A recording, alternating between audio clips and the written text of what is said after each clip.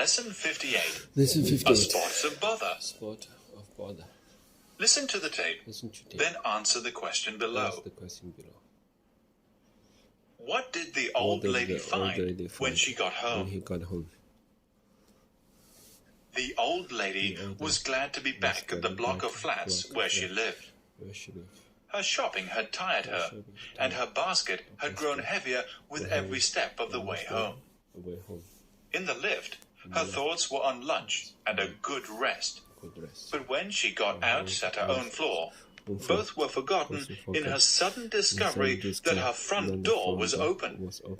She was thinking that she must reprimand her home help the next morning for such a monstrous piece of negligence, when she remembered that she had gone shopping after the home help had left, and she knew that she had turned both keys in their locks.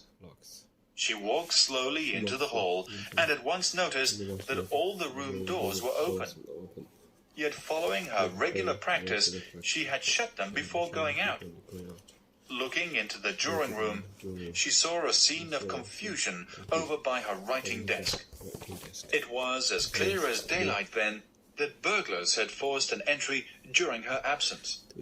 Her first impulse was to go around all the rooms looking for the thieves, but then she decided that at her age it might be more prudent to have someone with her. So she went to fetch the porter from his basement. By this time, her legs were beginning to tremble. So she sat down and accepted a cup of very strong tea while he telephoned the police.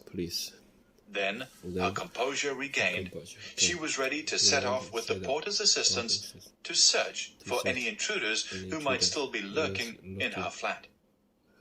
They went through the rooms, being careful to touch nothing, as they did not want to hinder the police in their search for fingerprints. The chaos was inconceivable. She had lived in the flat for 30 years and was a veritable magpie at hoarding, and it seemed as though everything she possessed had been tossed out and turned over and over. At least sorting out the things she should have discarded years ago was now being made easier for her.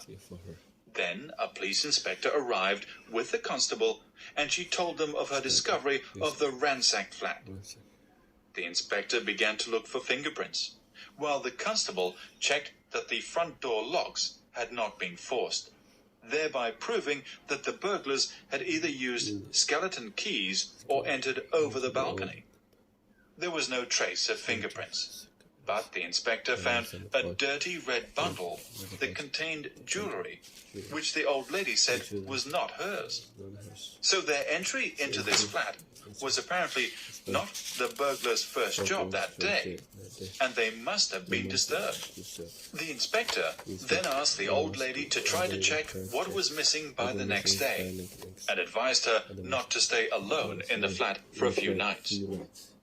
The old lady thought he was a fussy creature, but since the porter agreed with him, she rang up her daughter and asked for her help in what she described as a little spot of bother.